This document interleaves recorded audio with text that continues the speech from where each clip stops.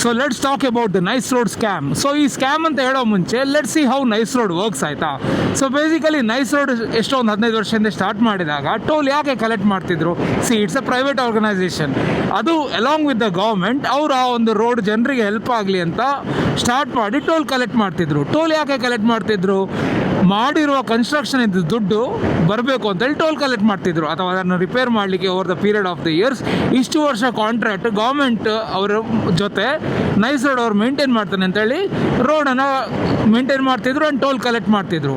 But ಒಂದು 15 ವರ್ಷ around 2019 ವರ್ಷ ಅದರದ್ದು ಕಾಂಟ್ರಾಕ್ಟ್ ಎಂಡ್ ಆಗಬೇಕಿತ್ತು. ಅಂದರೆ ಬೇಸಿಕಲಿ ನೈಸ್ ಅವರು ಅದನ್ನು ಗೌರ್ಮೆಂಟಿಗೆ ಕೊಡಬೇಕಿತ್ತು, ಇನ್ನೂ ಕೊಟ್ಟಿಲ್ಲ. ಅದನ್ನು ಪುನಃ ಒಂದು ರೋಡನ್ನು ಅಭಿವೃದ್ಧಿ ಅಥವಾ ಡೆವಲಪ್ಮೆಂಟ್ ಅಂತ ಮಾಡಿ ಪುನಃ ಟೋಲನ್ನು ಕಲೆಕ್ಟ್ ಮಾಡ್ತಾನೆ ಇದ್ದರು ಆ್ಯಂಡ್ ಟೋಲ್ ಪ್ರೈಸಸ್ಸು ಜಾಸ್ತಿ ಮಾಡಿದರು. ಸೊ ದಿನಕ್ಕೆ ಅರೌಂಡ್ 2 to 3 crore ಕಲೆಕ್ಷನ್ ಆಗ್ತದೆ ನೈಸ್ ರೋಡಲ್ಲಿ ಪ್ರತಿದಿನ, ಯೋಚನೆ ಮಾಡಿ. ಆ್ಯಂಡ್ ವೀಕೆಂಡ್ಸಲ್ಲಿ ಅಪ್ ಟು 5 crore ತನಕ ಕಲೆಕ್ಷನ್ ಆಗ್ತದೆ ಅಂತ ಹೇಳ್ತಾರೆ. ಸೊ ಇದು ಯಾವ ನ್ಯಾಯ ಹೇಳಿ? ಇಷ್ಟು ವರ್ಷ ಆಗಿ ಇಷ್ಟು ವೆಹಿಕಲ್ ಕಲೆಕ್ಷನ್ ಆಗಿ ಈಗಲೂ ದುಡ್ಡು ಕಲೆಕ್ಟ್ ಮಾಡ್ತಾ ಇದ್ದಾರೆ ಅಂದರೆ it is wrong.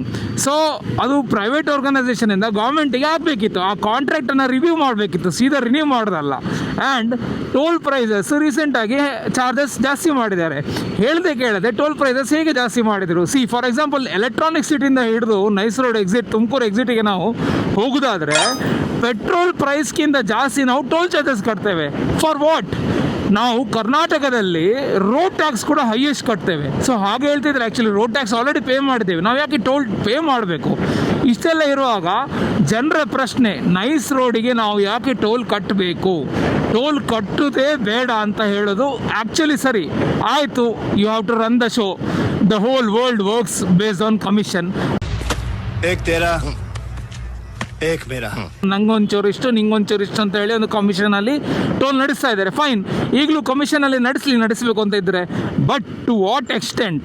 There is a limit ಅಲ್ಲ. ಕಮಿಷನ್ ಮಾಡೋದಕ್ಕೂ ಒಂದು ಲಿಮಿಟ್ ಇರ್ತದೆ. ಸೀದಾ ವರ್ಷ ಹೋದಾಗೆ when the users are increased, ಅಂದರೆ ನೈಸ್ ರೋಡಲ್ಲಿ ಜನರು ಜಾಸ್ತಿ ಆದಾಗ ಟೋಲ್ ಪ್ರೈಸಸ್ ಕಮ್ಮಿ ಆಗ್ತಾ ಇರಬೇಕಿತ್ತು.